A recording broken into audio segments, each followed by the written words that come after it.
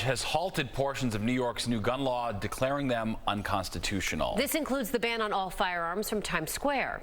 Fox 5's Christine Russo joins us there, live from there now, with more on what this ruling really means. Christine. Steve, Teresa, Attorney General Letitia James almost immediately said she would appeal that ruling. In the meantime, though, the current New York state gun laws are still in effect. U.S. federal judge Glenn Sotheby blocked key parts of a New York gun rule Thursday, saying several restrictions were unconstitutional. His ruling reduces the ban on guns in private and public places like Times Square. It prevents the requirement for gun applicants to show their social media accounts. It also rejects gun applicants from having to show good moral character. Legal experts say there's still a lot up in the air. Now all he's doing is he's saying preliminarily, I find a lot of it to be unconstitutional.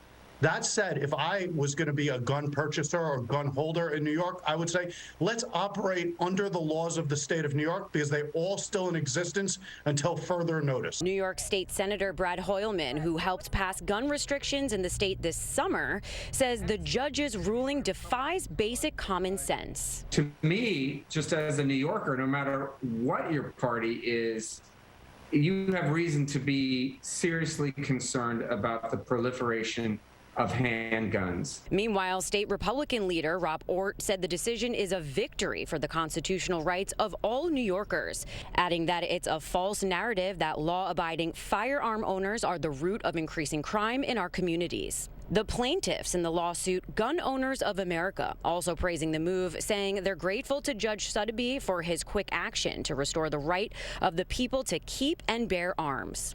Right now, it's still unclear when the ruling would move to the appellate court. You're going to see it in piecemeal.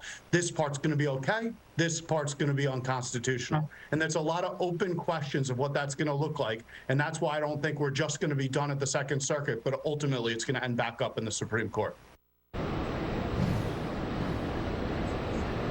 Governor Hochul says she is disappointed by the judge's ruling, but she's going to be working with the Attorney General on that appeal. We're live in Times Square. Christine Russo, Fox 5 News. Back to you guys. All right, Christine, thank you. More on